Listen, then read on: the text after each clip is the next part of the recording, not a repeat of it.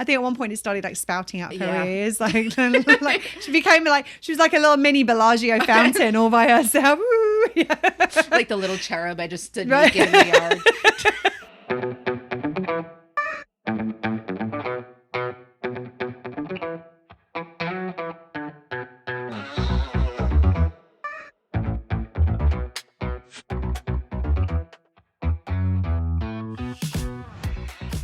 Hello, hello, hello, and welcome to Well Shit. It really is that simple.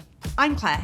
And I'm Serena. On this podcast, we help you to understand about your 12 universal needs, why they are currently not being well met, how to meet them in ways that work for you, and how to consistently do so in quick, easy, and simple ways that fit seamlessly into your life. We'll also help you to understand how doing so will have a positive ripple effect in literally every area of your life. If you like what you hear, please support us on Patreon. And enjoy the show. Hello, hello, hello. Hey, everyone. The first and most important thing for us to say is Happy New Year! Insert the confetti graphics. Confetti here. And like, Nuance Narwhals is celebrating, and Mr. Niggles is celebrating. This Nunu's here and having fun. Yeah, it's another new year. Like, and this is one of those things where it's like this episode is actually dropping on New Year's Day itself. So literally it's like Happy New Year today. If you're listening on the day it dropped. And if not, then Happy New Year for when you do. Right. It is definitely the new year. Yes, absolutely. And so this year we decided to like, it was funny, like last year we thought we were taking an approach and we pivoted. We did like a hard right in the middle of the recording. And that never happens with us. And then realized that we hadn't hit record, which I've just checked that we have hit record. I'm like, we didn't, I swear, I just did. No, last year we didn't hit record, which is why you ended up with a slightly different audio to how you would have, what you would have normally received. Because, I mean, this time of year, there's so much pressure around it and so much expectation of like, oh, well, you have to do things in a certain way. You have to like new start, new you. Yeah, new start, new beginning, like da da da da. It's funny because while that, like, I'm aware of that. I don't know whether you're aware of this, but in the last few years, certainly more so than even before that, there's been such a different energy about the new year for us. Mm-hmm. Like there's been this real, like, whereas I remember like in previous years, there's been this real sense of like, okay, we're in January now. Okay, we're going to like, and I'm like wanting to like get to it and like make like things the start happen. Of a race almost. It is, like, yes. January 1st, the gun goes off and you're like, and that's it. 2024. Right. Let's go. Like, it is. It really is like that. But the last few years, specifically for me, there's been this kind of easing into the new year. Like it's almost like we're sliding in gently. Like, don't touch anything. Don't look at anything the wrong way. Like we've had some challenging years of late. After 2020, we're like, do we really want the year to change? Nobody said. I remember all the memes that went around going. Nobody say this is your year. That just everyone's going to like tiptoe quietly into the new year. No one's going to say anything. We're just going to hope everything goes according to plan. But there really is that feeling of like that. We've taken the pressure off ourselves. Mm-hmm. Yeah, when you're meeting your needs consistently, there's no need for that reset. That like this, I'm gonna fuck about. Like, I mean, we always fuck about. What are you talking about? But like, I feel like in years past, it would come kind of like that. You know, the quote unquote holiday season. And for me, that usually starts in October. But like, there's like so much going on. It's like, I'm just going to get to the end of the new year. I'm going to do all these things that don't serve me because I'm just going to get through. And then on January 1st, I'm going to start fresh. Yes. Yeah. You shouldn't have to start fresh. Like, well, you want to make tweaks. Well, and the other thing about it is that, like, well, first, I mean, if you haven't listened to it already, go listen to last year's New Year's episode, because we really did, like, we're like, why the hell do we have to do it? Like, why is there's all this pressure around it? But I think that what's really interesting is you said something, and I'm not sure whether you said it or whether I just heard it in my head. Like, so I mean, either is possible. But I feel like what happens is that the holiday season, we go full indulgence to try to meet our needs, where it's like there are no kind of limits. We don't moderate. We don't listen to our bodies. I'm gonna wash this like cake down with a vat of eggnog, and like I mean, and I'm not gonna exercise. I'm not gonna sleep well. I'm gonna go out and party all the time. And there's this like real indulgence isn't quite the right word. I'm trying to think what the right word is, where it's this excess of everything, of like, well, we're supposed to be celebrating, so we have to do everything. And now, as two girls whose middle names are extra, you know this. I'm not saying don't do things extra, but it's almost like there's this extremity in, I have to get it done. It's the end of the year. Well, it kind of feels like this extremity of red spectrum way of meeting needs, where it's like, okay, I'm going to do all the things that I don't allow myself to do the rest of the year because I've got an excuse to do it now. And I believe I'm going to feel good when I do this, even though we know from history we feel shit when we do it. We're going to do this, and because we deny ourselves the rest of the year, we indulge ourselves at that time, which means then we feel like we have to then flip completely. Like the pendulum like swings from one extreme. It's like, okay, I've gone from like hot girl summer, or I've got to be bikini body ready, and then all of a sudden it's like, well, fuck, it's the fall now, and it's the winter. Okay, we're going to the opposite extreme. We're going to eat and drink everything in sight. We're not going to take care of our bodies in any way, shape, or form. We're not going to sleep. We're not going to exercise. And then come January, it's like, well, fuck, we've done the extremity at this end. We got to go back to the extremity. And I think that's part of what this is, of this new year, of like, because this swing happens from one extreme to the other. And we're like, we weren't even planning on talking about this today. This is just coming out as we're talking right now. But I really do think there's a big part of that in it, where it's like, because we disconnect from our needs, we disconnect from our bodies, we disconnect from feeling into what actually works for us in the holiday season. What ends up happening is that when we hit this, we're like, well, we have to do everything perfectly now. Now I have to be doing the gym and doing a juice cleanse and doing like journaling every morning and meditating every night, and I have to be like productive 46 hours a day, or like I had to plan out the rest of my year on January 1st. Like, let's do calendars for the year. Do you remember the first time that we actually did our annual planning? Like the first year we did an annual plan was the beginning of 2020. And then like literally we got to the end of March and went, well, fuck that. That's going out the window. I don't think this is going to happen the way we thought. Maybe not as planned. But I think that what we're talking about is, and we're not, there's no judgment about how you've done the holiday season. There's no judgment about how you've chosen to do this at all. Like we do what feels right for us at the time. But I think that the interesting thing about what we're talking about today is that it is okay to change your behaviors if it's no longer in alignment or if it's no longer meeting your needs. And so often we're in this kind of pattern of like, oh, okay, well, I've got to deny myself everything during the summer, which means I've got to stuff my face with everything in the winter, which means I've got to like go back to like denying myself everything the second that it hits January 1st. And this is societal. I mean, like just check out any social media, and you'll see.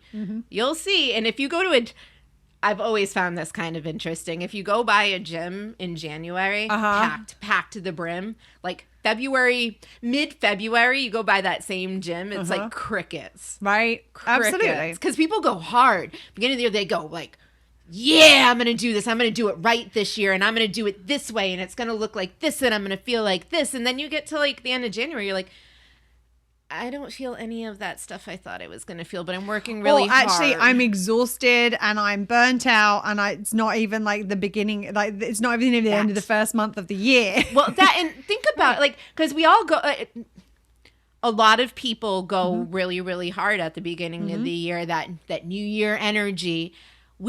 Most people have come off of one of the most stressful periods of the year. Yeah. So we come off stress, depleted, like, we practice obviously our own self-care. Do we? Are we supposed to do that? Occasionally. Okay, all right.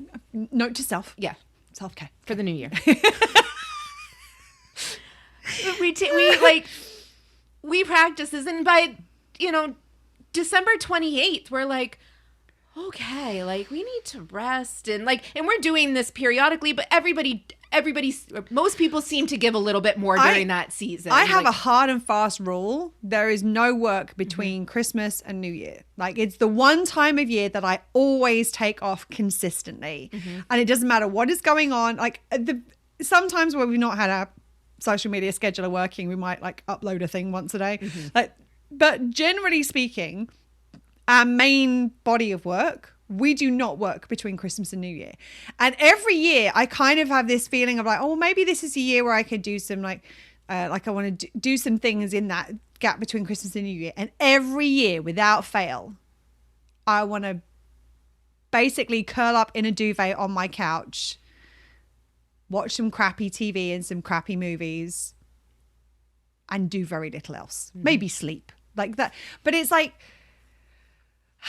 I just think that, and this is the reason we're bringing this up right now, is because this is relevant in the context of this whole kind of new year, like new start, hooray, thing. But this is actually relevant at any time of year. And so frequently we get into this pattern of doing things like this is how we are meant to do things. And we don't even stop to think about whether it's working for us anymore. And so often it's actually the thing that we need is the change. So often it's like we're doing these things. And I remember like talking about the holidays. Like I remember hearing, and I think we might have mentioned this in last year's, when we did the holiday series of podcast episodes last year. I can't remember what it was. I think it was, I was reading an article about this where it was this mum basically used to kill herself putting up everything for Halloween every year, like decorating the whole house all out. I mean, as I said, we do it slightly differently in the UK, generally speaking, but this was in the US, and she was always like fried by the time it came to actual Halloween itself. And at one point, so they had a conversation, and her husband was like, stop, like you don't need to be doing all that. But she's like, but it's for the kids, and the kids really enjoy it. And he was like, how about we actually ask what the kids want? And they have a conversation with the kids, and the kids couldn't give two shits about the house being decorated. There are a few things they wanted, and there was a way of doing it where all of a sudden the thing that was causing the drain to our needs, which we talked about like a couple of episodes ago, is, it might have even been our last episode. No, episode before last. The thing that is draining our needs actually isn't meeting any of our needs, because we're doing it for a purpose that no longer is relevant. And at one time it could have been. Yeah. Like, it reminds me, there's an episode of Bob's Burgers, which is a cartoon if you follow it. Lighthearted, usually on the stupid side. Yeah, the stupid side, but not usually offensive side. So it's a nice kind of light thing. And there's an episode where the parents are hiding eggs for their children.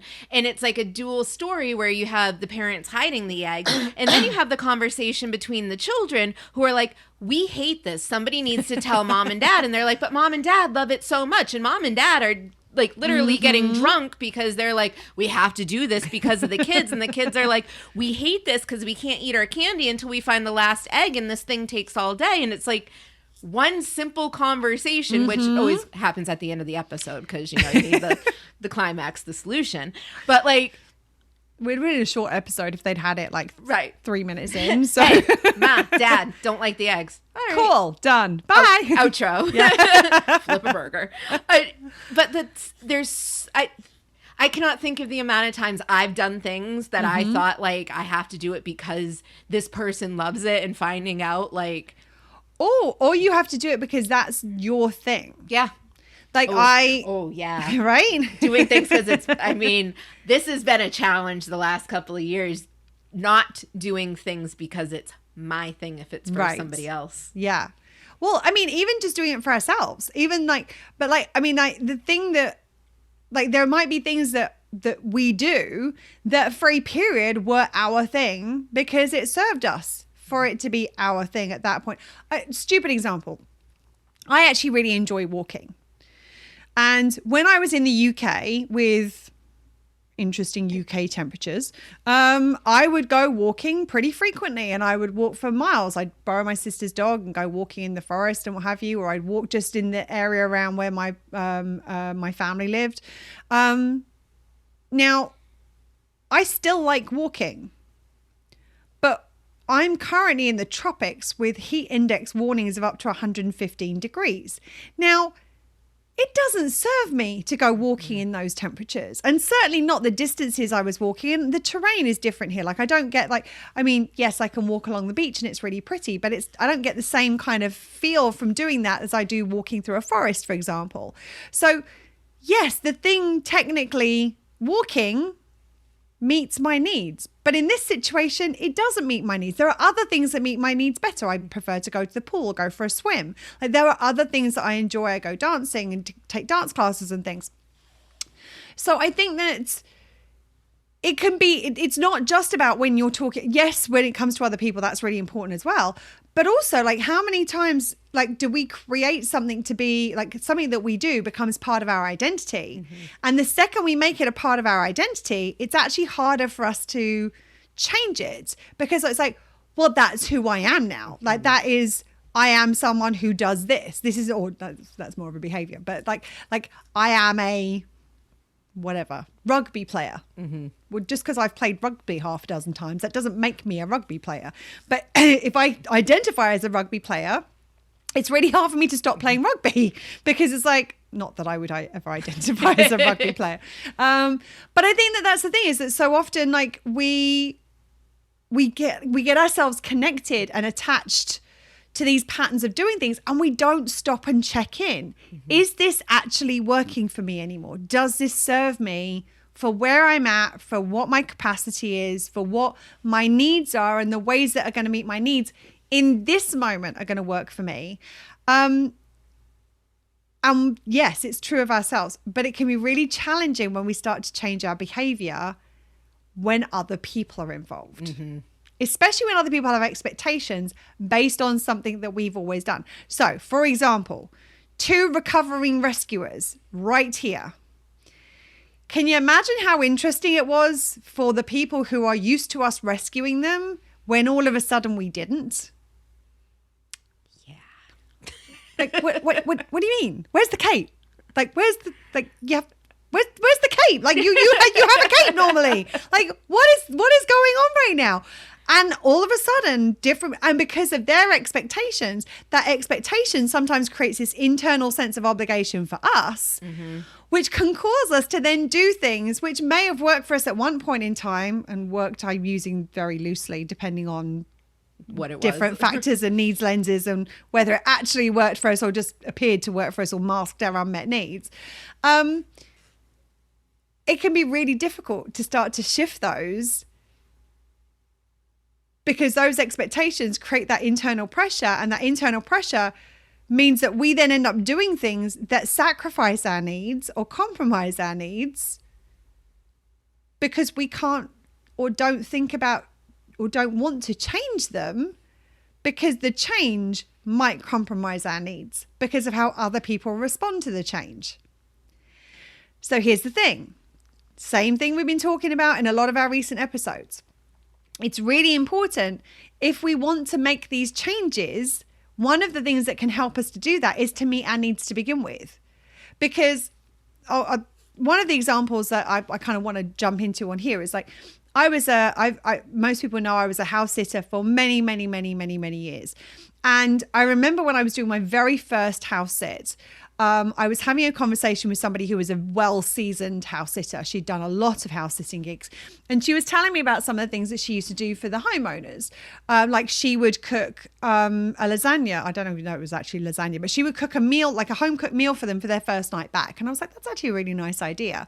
And if I've been like traveling a long time, I've been away for a long time, then that would be really nice for me to have that. So I started doing that as well. And it was like one of those things that nobody ever expected, but everyone was always like pleasantly surprised. And I mean, also I got the best reviews on this lasagna. Now, the interesting thing is I'm vegan, so I can't eat the lasagna because I do make a traditional lasagna because not everybody can tolerate vegan food.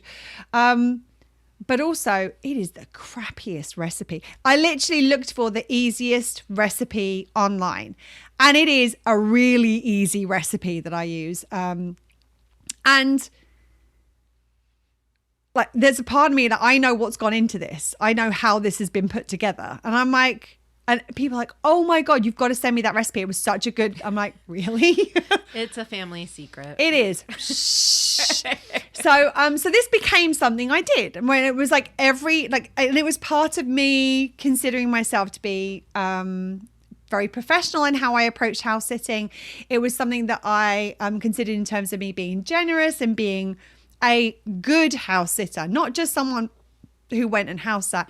And it takes all sorts in the house sitting world. Like, yeah, I mean, I've heard of nightmare stories of homeowners and house sitters, but I'm somebody, I always had great references. People loved me as a house sitter and always wanted me to come back. So that was something, it was like, I took pride in it. And it was something that really felt like it was something that felt good to me to do. Mm-hmm. It was kind of part of your process too. Right. Like, absolutely. Before you left, you made a lasagna. Yes, exactly. It was like part of the exit strategy to get out of the house. So, and then I did this house sit where the homeowners really did not treat me particularly well. And actually were pretty disrespectful on a couple of occasions. And there were a number of things, like, it was a number of these things that any one of them in and of themselves probably wouldn't have been that big a deal. But over a matter of months, they built up and built up and built up. And I got to the point where I was like, I don't want to do this for them. Like, and they were people I'd house sat for before, mm-hmm. and they were used to coming back to, they had the lasagna in the past. And it was funny because before, like a ways ahead now, as it turned out, I wasn't well when I did the transition. So I wouldn't have been able to make the lasagna anyway. I mean, I could have, again, if I'd really wanted to, I could have asked Serena to. I know mm-hmm. she would have helped me out, and there were other people who would have helped me out. So it wouldn't have been a big deal. But a few weeks ahead of time, I was like, you know what? I'm not doing it this time. It doesn't meet my needs to do this. This would be sacrificing my time and energy to give to people who I don't feel are being respectful of me. I'm just not going to do it this time. And there's a part of me internally going, I'm really not going to do it. I remember we were having the conversation and you're like, this is a situation. And I was like, yeah, I wouldn't do it either. Like, right. I don't care if that's what you do. Like, mm-hmm. Screw them pretty much. And, right. But it was that. The self-expectation, yes. It really didn't have anything to do with the fact that they kind of might have expected. It was zero fucks given really as to what they thought about me, because honestly, I didn't really think very highly of how they had behaved. Like, I didn't care if they didn't rate me anymore, because I didn't appreciate the, some of the ways that they had behaved towards me while I was there. So it wasn't from that standpoint. Like, I didn't care if they thought less of me because I didn't give them a lasagna. But me and myself, I'm like, but that's one of the things I do. That's what you do. That's what I do. And it really was like that moment of like, no, why am I doing this? Am I doing this? So it's like, let's break it down, put a needs lens on it. One of the things is that's one of the things that I do. It's because I take pride in what I do as a house sitter. And I, one of the things because I know I provide value as a house sitter, and I value what I do. That is one of the ways I'm getting my value need met, is by doing things to a standard which feels good for me, where I feel like I am honoring and respecting what I want to do and showing up in a way which is in alignment with who I want to be. Now, the interesting thing is that if I had prioritized doing for them in a way that had compromised myself, I would have been sacrificing my value need. And that was the point at which I was like, hold on a second, to do this actually compromises my needs more than it meets them. Mm-hmm. I'm just not going to do it this time. And it compromised a lot. Like, when we were talking through it, like going through it, it compromised a lot of needs on many levels. Yes. And it's hard when you get into, like, I mean, even just, it's uncomfortable for me thinking of it. And I was like present Right. for a lot of this, but it's like, yeah, it doesn't matter if that's like, if you could do it 99% of the time, Yeah. but if it doesn't feel right that 1%. Right. Well, and it's like I had a conversation with somebody a while back who was they'd handed in their resignation at their job, and they were because the job had been stressful because of the way the company had managed the situation. And the company had consistently compromised their needs, like consistently crossed boundaries and had expectations of them that were not reasonable given the circumstances. And they had asked this person to stay on because they didn't have a very long, leave. Notice period, and they'd asked if they would stay on longer to help them basically in the transition, and they negotiated a deal and were like, okay, yes, I will stay for those extra couple of weeks. And in that period of time, that person was still experiencing the same level of stress, and I was like, okay, you have handed in your resignation. What is happening? You need to do your job. Absolutely, you've agreed to do your job for this period of time. What is the minimum you can do while still doing your job for this period of time to get through this period, to do what you say that you've said that you're going to do without compromising yourself? Because this person got so used to compromising themselves, and the company had got so used to them compromising themselves, that was how it was expected. And the truth is, if they continue to do this, they would have ended up like needing a huge amount of recovery on the backside of this situation, because they were expecting like a superhuman amount of input, of responsibility. And I said to them, like, I understand you having a strong work ethic, and I have a strong work ethic. I mean, Serena will tell you, I've got a very high level of work ethic, a level of diligence when it comes to the work and what I do. We both do, which is part of the reason we get on so well and work so well together.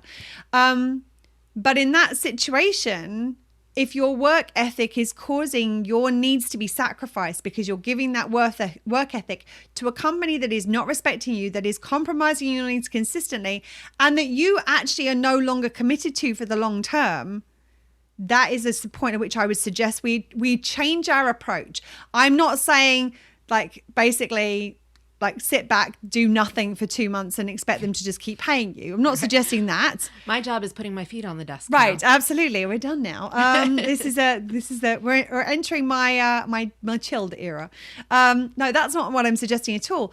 But we can start to change our behaviors when there's a point in time where the work ethic supports you. Us having the work ethic that we do meets our needs. But there are times when having that work ethic, and I know you've been in this situation in the past, and I certainly have as well, where having that work ethic has been detrimental to my needs, where there's little or no benefit. Yep. And in those moments, you have to then look at changing your behaviors unless you want your needs to be compromised.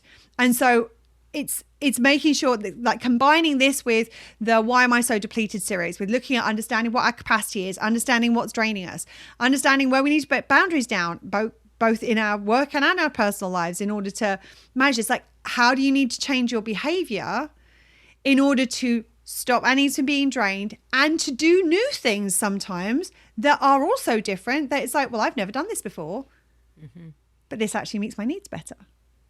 It's amazing when you try new things. Right? Sometimes you're like, ooh, that feels good. Right? Like, I wish I learned that a long time ago. Right, absolutely. So I think that this is one of those times of year where it's like, okay, rather than new year, new you, maybe it's like figuring out what works for you this year. And also in that context, what doesn't work for you and what no longer has a place in your life. And that might be relationships, it might be relationship dynamics, it might be not the relationship has to go, but a certain dynamic actually needs to shift. It might be how we're approaching different things within our lives. It might be things that we're doing for ourselves. It might be things that we're doing for others. It might be how we navigate. I mean, we've talked about in the every time we've talked about boundaries, when Serena's talked about how when she decided to suddenly start exploring boundaries and putting boundaries in, all of her relationships changed, but they changed for the better, because what she was doing was now in service of her needs. and in a self-worth first way. It wasn't like, I'm going to meet my needs, screw everybody else. It wasn't to the detriment of them. Except I know there were some little instances where it was that there was the expectation, but it was not my job to meet those needs. So, and I think we get so caught up on that expectation, the expectation of what we're supposed to be, the expectation of how we're supposed to do. Like, we expect a lot of ourselves. We expect a lot of the people around us. Yeah, and we expect consistency. Like, nothing in life seems like, when you think about life and the world in general, like, consistency is kind of an illusion and an anomaly in the grander sense. It can be. Like, there are some places in which it is. And also consistency meets our security need, because like familiarity, that can meet our security need in some ways. So we understand why we sometimes favor consistency, but consistency for the sake of consistency is not likely to serve our needs in the long term. Not even the security need that you're trying to be consistent for. Right, absolutely. So I know you had a situation where this kind of came up and was relevant, right? Yeah, around here, I mean, meet new people all the time, but in this town, there's a lot of things going on. There's a lot of events. There's a lot of social gatherings and women's group. I mean, there's groups for every get-togethers. So you meet a lot of new people, and especially when you're friendly like we are. Yeah, like we'll meet anybody. Like we'll go to the grocery store, as we've talked about in the previous episodes. Like we make friends at the grocery store. In all senses, like whether that's bumping into and starting a conversation with another random customer, whether it's the people who are working the checkout, whether it's people who are stocking the there was, I told you about this. I went into our local grocery store maybe about a month ago, and I was in the produce section, and there was all of a sudden this woman, she had the most gorgeous energy. She was like just like a little ball of sunshine. She came walking across, and she said something like, "Heather, beautiful, how are you doing?" Like this. And I was like, oh. And then the gentleman behind me were like, "Oh, hey, darling, how are you?" And I'm like, oh. And I said to her, I was like, "Oh, I thought you were talking to me for a second." And she was like, "Well, how are you doing, beautiful?" Like, she said the same thing to me. It was such a beautiful moment. But like, because of those kind of things and how we are, we make friends and meet people. We get a lot of people being like, "You're my new best friend." Yeah, that does happen a lot. Okay. Yeah. And some of them is like, "Oh yeah, I feel like connection too," and others is like, "Okay, what time is it? Okay, I think I need the bathroom." Bye. Yeah, because we're not fake people. Like, if we're not feeling it, that we try to be strategic, like, because we never want to impact somebody. And be kind in how we deal with it. Yes. So we were at an event in town, and we met somebody that initially we got along with pretty well, and it was kind of fun. Yeah, it was interesting. It was a new person. They had a different perspective on some things, and it was like, okay, and it had an interesting life, and we were swapping stories about our various backgrounds. Yeah, and it was all kind of clicking, and so we made plans to hang out with our new best friend, and it got to the time when the plans were going to happen, and for some reason they didn't happen. I think that one or other of us was sick. I think that was what happened the first time, and so I canceled the plans because it did not meet our needs to compromise ourselves if we're sick and potentially compromise the somebody other person. Else. Right, absolutely. And all of a sudden I was like, "Oh, I need to reschedule this. We need to get another date in the books." And I was like, I actually don't want to. I was like, I don't feel like this meets my needs. So I actually think it might compromise my needs to go into this situation. Because once the plans were canceled, I felt almost a relief. I was like, oh, okay. Like, and I wasn't eager to rebook them. But then I was like, I felt almost obligated, because that's what you do. You canceled the plans, then you rebook them. Right. And I remember we had a conversation about this, and you were like, "Oh, what do you think?" And I'm like, I'm not really feeling it, if I'm honest. Like, and you were like, "Oh my God, me too!" Right? Like, it was like, we're like, well, why do we have to rebook? Like, if they have reached out, it's not to say that we would have like completely ghosted at that point. No, we have decided no. Yes. We're doing our No. No. No, no, no, that's not what we would have been kind in how we responded. But the truth of the matter is that it didn't feel in alignment for us. And that social obligation could have caused us to compromise our needs. Now, if we're going into a situation where we are not feeling it from the outset, It's not usually going to go. Well, I don't know. It's probably not going to be an enjoyable connection and interaction for anyone involved. Yeah, I've never really seen that. Like, I mean, it is, anything's possible to have like a complete flip in energy, but if you're going into it and you're like, usually you come out of it going, I knew this was kind of what this was going to happen. And also, if that's the case, if like, remember what we say, if it doesn't work for everybody, it doesn't work for anybody. They're going to pick up, Exactly. whether they know it or not, they're going to pick up on the energy, Yeah. especially with Claire and I. Like, we exude our energy, so if it's off, like...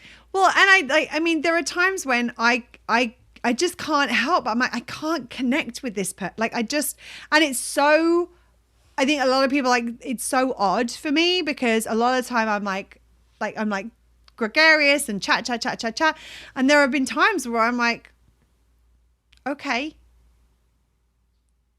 because I'm acknowledging the other person, but I'm like, and then I'll say something and it won't land, and I'll be like, okay. And it's not like I'm doing it to be rude or to be unkind. I'm just like, this is just not, like, we're just not a match for whatever reason. And it may be like, I remember, like, I think that the original event where we met this person, I think they were new to town. Yes. Like, they hadn't been, and I think maybe that was the reason we felt the connection. There was a part of us, like, we knew what it was like to be new in town. We knew what it was like to be new at these events. And so, like, it was fun for us to kind of connect and for her to feel like she was, like, not on her own at this new event. And that was, and maybe that was it. That was all it was ever needing to be. But us feeling like, oh God, we've said we need to stay in contact or meet again. And it's like, if it doesn't feel right, if it doesn't meet my needs, am I trying to sacrifice my needs to try to meet the other person's needs? Which is a lot of the time what can be happening in these dynamics. When we feel the need to shift, it's because if it's no longer in alignment for us, then the chances are it's going to compromise our needs. And if the reason we're doing it is because of an expectation or a sense of obligation because of the other person, it's probably because it meets their needs. So as soon as we step into that, we're back into that selfless dynamic. And are we in that selfless dynamic? As we know, there's always hidden unmet needs of our own underneath it, because we want to be liked, because we want to be loved, because we want to be acknowledged, we want to feel valued. Like, whatever it is, nothing about that is enjoyable for anybody involved. Now, I'm not saying that you always have to have an amazing experience with everyone you meet, and like, everyone goes through ebbs and flows, and there are times when you're like, oh, and there are times when you're like, and there are times you're like, ooh, like, all of those things are valid. And it's like, just because you have, and I think that the one thing that we're very good at is discerning the difference between this was just an off night and this doesn't feel in alignment. This is an off dynamic. Yes, like, this doesn't feel good. And like, even when you've decided that, okay, this is something I'm going to do, it's okay to revisit and renegotiate those agreements with yourself and give yourself permission to say no. Give yourself permission to change them. Give yourself permission to adjust what you're doing to stay in alignment with your needs. I think something that really was present during this situation is nothing happened. Nothing really happened in between the time that we met this person, we made the plans, we canceled the plans. It was kind of just time where it was like little things. It's like, I didn't really love that. This felt off. The energy in general just kind of feels weird. But there wasn't any quote unquote reason. Yeah. And it wasn't a problem. It's like, oh, well, we definitely can't meet up with this person because of this. Right. It's just something felt off. It didn't feel in alignment. Feel right. Yeah. And it's like, I finally came to the realization, it was like, I don't have to be friends with somebody or communicate with them just because there's no reason not to. Like, and that's what was in my head. I'm like, I don't have a reason to not go out with this person. Well, yes, you do. The reason was it didn't feel right. And that's enough. A valid reason. Yeah, you don't need any more than that. This doesn't feel right is a valid reason. That reason is enough to be like, this doesn't meet my needs. And there are times I remember recently where I'm like something doesn't feel right about this. And there's a couple of moments recently where I've gone out, even though I wasn't feeling 100% about it. And then in the end, I'm like, well, I should have just stayed at home. That would have been far better. I wouldn't necessarily have known that had I stayed at home. But when I went out, I'm like, oh, yes. Yeah, maybe we should have stayed in. And that whole thing of like, because it doesn't feel right, because something feels off, because something doesn't feel in alignment, so frequently we don't give ourselves permission to allow that to be enough of a reason. I think we talked about on a recent episode my birthday one year. Like I'm usually the last man standing, being an only child, standing, leaning, resting on the bar, yes, whatever, crouched in a corner. Like I have something I've been working on for many years. The only child in me has this FOMO like no other. I'm like, I'm going to miss something if I go home or go to bed or if I'm not with other people. And I got to say, you have got so much better with that in recent years. I've watched the shift with you in that, definitely. And it's so much more relaxing. Like, my FOMO is a huge anxiety. Yeah. And if you don't know, it's the fear of missing out. Like I was always afraid like something like the most epic night was going to happen because I wasn't there. Like I gotta just jump on really quickly because Serena hadn't heard of this term, and just in case you at home haven't heard of this term, there is an alternative to FOMO, which is JOMO. And JOMO is the joy of missing out, where it's like it doesn't matter what's happening out there in the world. I am chilled out. I'm in my bed. I'm cozy. I'm reading a book or watching some trashy TV, and like. So often, but the focus is on the fear of missing out. But sometimes it's like there are times when. I think it was a couple of weeks ago. It was a Saturday night. It was last weekend. Serena had a friend in town. It was Saturday night, and I thought we thought like there was a potential for us to get together and go out. I also had other friends who were going out and doing things, and I was like, I am tired. I was like, if Serena contacts me and they're doing something that. Because this friend is in town is like a one-off, I might go out.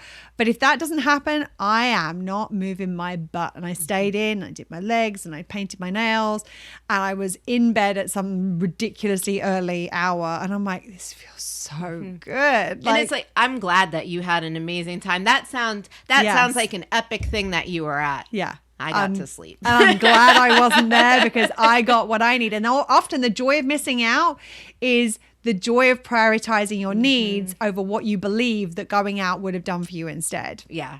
And in that case, I mean, being December babies, like our birthdays are in the middle of the chaos. That they are. Like smack dab in the middle of it. Yeah. And we've said it once, we'll say it many times before, Bobby's is our jam, karaoke. And that's how like most celebration nights, that's how we end like.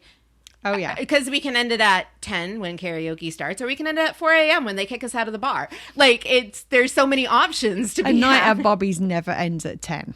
Like, well, it does if you show up at, like, noon. Like, make your own karaoke. Yeah, there's no way. I mean, we've done the story showing up at noon and starting your own karaoke. It didn't end at 10 that day, though. It ended at 4. Yeah, and then some. Anyway, back to the story. So I turned to Claire. I was like, you know what? I'm done. Like, it was my birthday. I mean, I had the crown on. I could go, like, I probably could have. Sequin sparkly top on. Yeah, and it was my 40th. So it was like, this is the big year. We're going to celebrate. We're going to go, like, go big, go home. And we don't go home, so we're going bigger.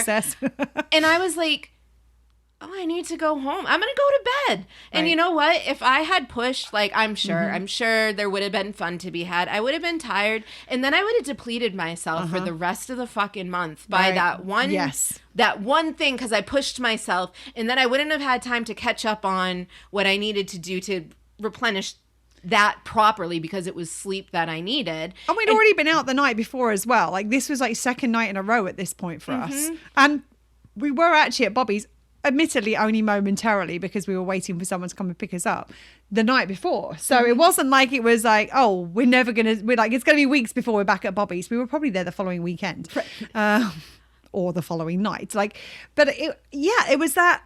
And the interesting thing was that that was a really interesting experience because, as you say, it was your 40th. It was this kind of like, and as you may know from listening to the podcast, some people go big or go home. We go big or go bigger. That's generally our way. And the cool thing about it is that I'd put together this celebration that started like middle of the afternoon and meandered us around town, and we'd had food and we'd had drinks, and it had been like, we had this really fun day. And the fact that you were able to be like, and I remember you were like, I've had such an amazing time. Thank you so much, blah, blah, blah, blah. I want to go home to bed. And I'm like, yay. Not yay, you want to go home. Because the part of me like, oh, Bobby's. Right. Like, there was a part of me that still wanted to stay out. But I was so glad that you had done the tough thing. Because, I mean, she'd even hidden glitter in Bobby's for when we were due to go back there. That is like it wasn't just a vague idea. Like most evenings, it's like, yeah, we might end up at Bobby's eventually. This was like a hard and fast plan. I'm coming back to fuck this stage up with some lyrics and glitter. I can only imagine what Vicky and Bobby and etc. would have done to us if we actually had. Right. I mean, we would have been on our hands and knees getting every piece of glitter off of that floor. I know where the broom is, so I had already planned the fact I had to do cleanup. But I was ready. I was ready to tear it up. And I think the expectation, especially from all of my people, is Serena's going to tear this shit up, because that's usually what I do. But it didn't meet my needs to. And it was, the nicest thing was, like, Claire had planned this birthday party for me. And at this point, it died down a little bit. But there was still a solid group of us there. And not a single person had anything to say. They're like, I am so glad you had a great night. Get home safely. Like, there was none of this guilt. Right. There was none of this kind of shaming or this like, oh, but I wanted to go to, I was so hoping we could sing. Or like, there was none of that. Right. And that made it feel like I knew I was surrounded by my people. I'm like, yes. And we did a friend's birthday a couple of months ago. I don't even know. Is it a month or so ago? And go big, go bigger. This is they aren't go big, go bigger. They're a chill out, relaxed person. We were like, okay. Kind of a sidestep. It's also like, if it's not going to meet somebody else's needs, it's okay to change. Like, I don't have to be the party person and throw the big party for everybody if that's not what meets their needs. Yeah. Like, is Serena doing her little ooh, ooh in the corner, and the other person's like, what the hell is she doing? Like, I can have my own party. Yeah. Like, you don't want music? Okay. Yeah, okay. Like, I have a little silent disco to myself. Well, there's another really good example of this, I think, that's just kind of come to my mind that I think is another great example, which is, like, we've gone through a period over the last, I would say, couple of years where we've realized, like, both of us enjoy a drink. And over the last couple of years, we've realized we don't enjoy a drink as much as we used to. And we certainly don't enjoy drinking as much as we used to. And there were some days where some days were more than others. It has to be said. But we've come into this period where it's like, okay, I don't want to, like, I want to go out. I want to go and enjoy myself. But like, I think this really kind of started in earnest around earlier this year when Serena and I did a detox together. And we did, like, it was a really significant detox. Intense. It was like, this is the second time I've done this detox, and I always have to think about it that I'm not eating or drinking for that period of time. I'm just putting medicine in my body of different forms, basically. Usually thick, like lots of liquid gluggy forms. Lots of like poor Serena, as someone who doesn't normally drink a lot of water, like I think at one point it started like spouting out her ears, like she became like, she was like a little mini Bellagio fountain all by herself. Like the little cherub I just stood naked in the yard. That was just a Tuesday here in QS. It wasn't even my yard. Right. And so Very soon. It was Like it was because it was very soon after that we celebrated the first step of my visa being acknowledged, and we went for a night out, and I'm like, we didn't really want to drink that much because we'd just done a detox. We didn't want to retox after our detox. What's the point in that? Like we've gone through this intense detox. We don't want to undo all of that great stuff that we'd just done. And the impurities are gone. Get back in. Yes, absolutely. So the funny thing about it was, this is where when it's okay to change your behavior. It's like, it's okay to change what isn't working, but it's also then really helpful to then go into the creator approach, which starting next week, the Shape series is coming. We promised it was coming. So by shifting into creator approach, it's like, well, what is the way of doing this that works for me? Sober bitches all around. Exactly. So I'm going to throw over to you now. Like, what did you do? Because this was kind of your creation because of where you were at and what you wanted. Yeah. I knew I wanted to have a drink. Yes. Like a beverage, a wet something or other. As opposed to a dry drink. Hey, in this town, who the fuck knows? But like, I knew I wanted to be sipping on something. I like having something in my hand too. Like I always like a can, a cup, like there's a tactile aspect to it. But I was like, I'm just not feeling drinking. And so I've had this drink for a while, and it's just soda water, cranberry juice with a squirt of lime. And so I ordered it, and my friend's like, oh, what's that? I was like, oh, a sober bitch. And he's like, what's in a sober bitch? And I told him, and he's like, oh, actually, that makes a lot of fucking sense. I was like, yeah, and it looks like an actual drink. So people kind of leave me alone. Because one thing, especially in this town, like everybody wants to get everybody like swirled in the excitement and the enjoyment, the revelry, and can like, I buy you a drink? What are you drinking? What do you need? Like, and when people are offering, it's like, can I buy you a drink? Like, we're gonna have, oh yeah, sure, you can buy me a drink. It's like, I actually don't want a drink. Right? Like, how many times have I been like, oh yeah, I'll take a claw or whatever, and then I'm like, I want nothing to do with this, and then I have this whole. Yeah, or I'm just holding an empty warm drink for the entire night. An empty warm drink. Full warm drink. Because I also, like, how is it warm if it's empty? That's the thing. I do hold an empty can a lot of times to avoid the. Yeah. Oh, can I get you a drink? I'm like, oh no. No, I'm good. I'm not lying. I'm just holding up a can, and you're creating your own dialogue around it. I'm good. Can. Yeah. But this night, join the dots as you will. Yeah. And this night, it kind of took on. And so then Claire was like, well, what's that? I was like, oh, a sober bitch. And I told her. And so then we started ordering them from the bar. And a couple people started ordering sober bitches from the bar. And now it's a thing. Any bar we go to, it's like, oh, can I have a sober bitch? Can I have a sober bitch? And they're like, oh, what's that? And we tell them, and they're like, sure. Okay. So like, but now there are places that we go and we don't even need to tell them what it is anymore. Like they just make them up. They just make them up. And we get to be in the atmosphere. Socialness. Like, nobody's really questioning it because they see something with a lime in it. And I'm going to say that you shouldn't have to do that. Like, surround yourself with the people who are not pressuring you, forcing you, making you feel bad about making choices. But in these contexts, it's just easier for me to be like, no, Well, and the other thing about it is that, like, in the name, there are a lot of people in this town who are sober. Mm-hmm. Like they are choosing not to drink because they maybe have had issues with alcohol in the past, or they're trying to go like make a different life change. So by calling it that as well, like there's an additional like. It's again, you shouldn't need this, but it discourages people from like pushing, because I mean there are some like, I mean I've been that person at the bar where I've kind of come up and I'm like as I've said on previous episodes, I spend a lot of time in bars in this town, and not because I'm a big drinker, but because I listen to a lot of live music because I'm with somebody who is a musician. So I spend a lot of time in bars, and there was a period of time where I wouldn't drink a lot while I was there, but I would have an alcoholic drink in my hand and I would just sip it throughout the night. And so, I mean, and I have some bartenders in town who like to take care of me.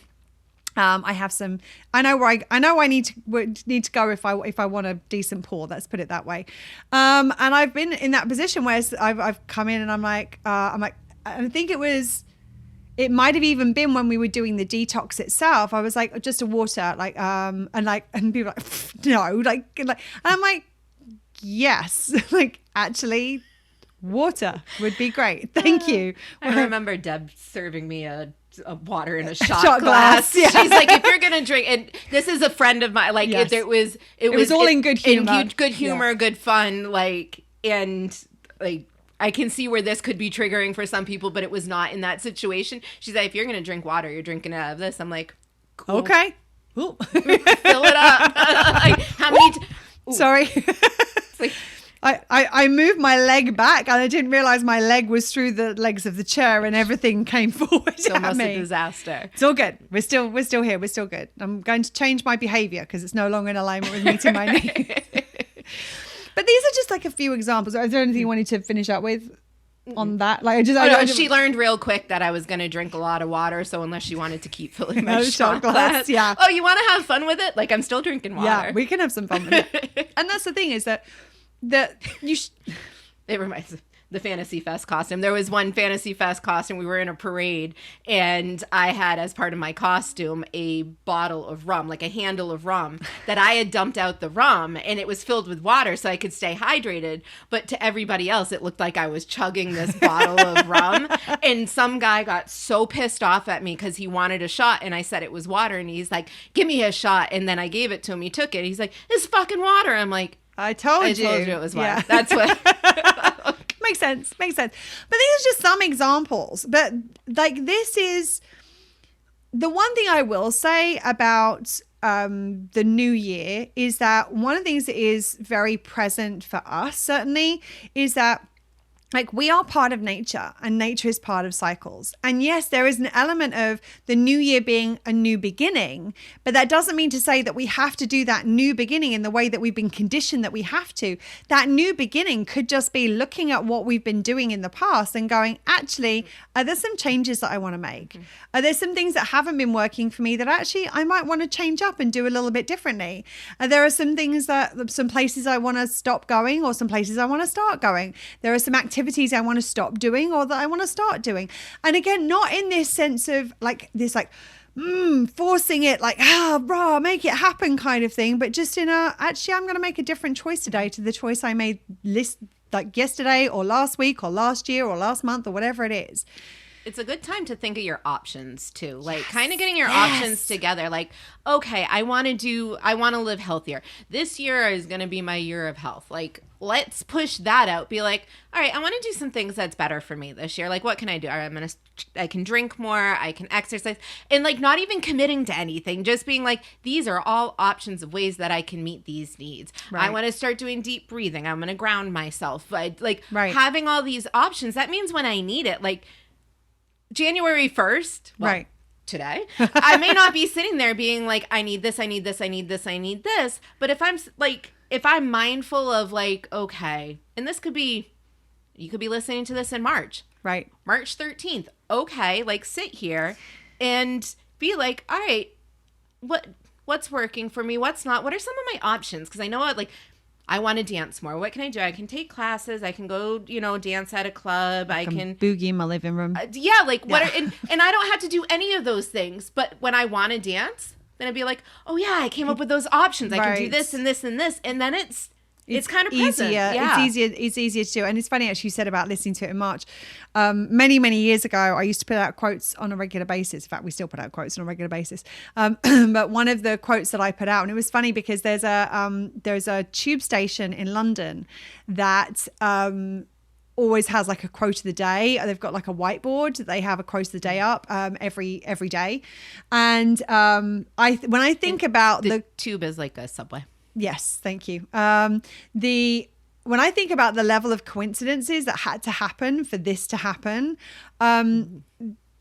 someone I knew was going through Farringdon Tube Station and happened to notice the quote, and they had used the quote that I had used and took a photo of it and said to me, "You're the quote of the day on Farringdon Tube Station this morning," which I thought was the coolest thing. And the quote was, "What if every day of the year was the start of a new year? I'll let you in on a little secret. It is. And you can start that new choice, that new beginning. It's all about choices and about saying, okay, I'm going to choose that doesn't work for me. I want to choose differently. And as Serena said, like coming up with your options so that when you do want to choose something else, it's like, well, I could do this, or I could do this. And you can choose whichever one feels resonant for where you're at and where you're at in terms of presently, what it is that you want to create, and also what your capacity is at that point in time. So often we are, like we talked about in last year, like our capacity at this time of year is so low because we've just come off of this really intense season. And when we're at low capacity, we're trying to push ourselves to like, yeah, crush it for the new year. And it's like, yeah, it's not the energy that we're in at the moment. And from a cyclical, like from a nature's cycle standpoint, yeah, things are starting to, like, it's the time of year where everything's kind of happening under the surface, but the stuff isn't pushing through. You got a few more months until that happens. So maybe it's time to kind of look at under the surface and figure out, okay, what are the things that I have been doing that maybe don't meet my needs anymore?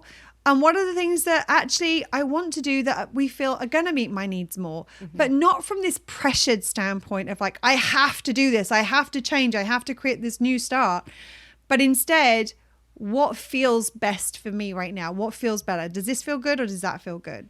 I kind of feel like what's coming to me is, as you were saying that about the, you know, the new year being kind of the time where things are happening under the surface, and you know that's when things are kind of growing. And it's like, if for 10 years you've been planting carrots and you're like, I don't ever want to eat another fucking carrot in my life, and then this year you're still planting carrots, like this is the time to be like, actually I'd like some potatoes, so I'm gonna nurture some potato seeds, so when spring comes it's like, and now I have potatoes. Like, right. Great. It's absolutely. And I know that's kind of a weird comparison, but it like, well, and just from you can change your garden. You can plant your own seeds. And just from a needs point of view, this is the time of year to be cultivating your taproot of your tree, the thing that is going to provide the nourishment for the rest of the tree as we choose to bloom. So it's like we want to make sure that we are replenishing ourselves, that we're resourcing ourselves, that we're building our capacity.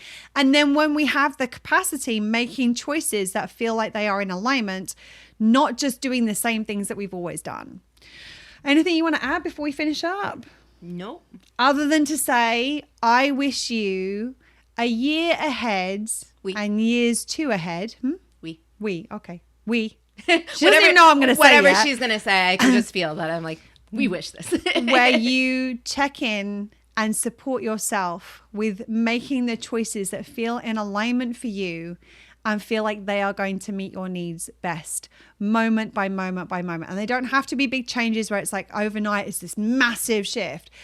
Sometimes it's those small little changes that we make gradually, and then all of a sudden over time they create this big ripple effect of difference in our life. You look at like the simple things like we talk about, like with Serena and hydrating, like where all of a sudden she started drinking seltzers, and then she was like sipping on seltzers, and now she goes through what, like a pack every 2 or 3 days, something like that. And it started off with sips. Well, it started off with an idea. Well, to be honest, it was like, oh, I could drink seltzer instead of water. I could drink seltzer instead of water. And then I got to the store and I'm like, oh, if I got some seltzer, there's some seltzer instead of water. And it's like little steps, little baby steps to get you there. And the little changes. Yeah. Those little, like all of a sudden, I mean, for a start, you were thinking about hydrating, which I don't think had been a thing really in the past. So the very fact that she was thinking about hydrating was the first start. And then, so it's like, now I'm thinking about hydrating. Well, I don't really like water, so what are my options? Yeah, exactly. What are my options? And then what she did was she made choices based on those options. So she made the choice to buy it so that if she wanted it, she could drink it. And then she took the choice to open one, and then she took a choice to sip and sip and sip. And then she chose to have 6 boxes of seltzer, a variety of different flavors, and she chose to almost always have one open. Like she's got one next to her on the right now, like, and all of those small choices they were all changes. Change doesn't have to be this massive thing. No. Change can happen incrementally, and it doesn't have to necessarily be tangible either. Like it doesn't have to be the can in my hand. It can be the process. Like there's the change steps up into to get that. to that point. Yeah. Yeah, absolutely. Absolutely. So we wish you a amazing year ahead, whatever that looks like, and hopefully fulfilled with lots of meeting of needs. We will be back next week with the beginning of the Shape series. So watch this space. Between now and then, though, remember to stay safe, to take care of yourself, and continue to meet your own needs. Lots of love. Bye. Bye, friends. That's it for today, If you like what you heard, please subscribe, rate, and give us a written review. as it will help more people find us. And remember, it's okay to change your behavior and make different choices if it's no longer in alignment and meeting your needs. Well, shit. It really is that simple.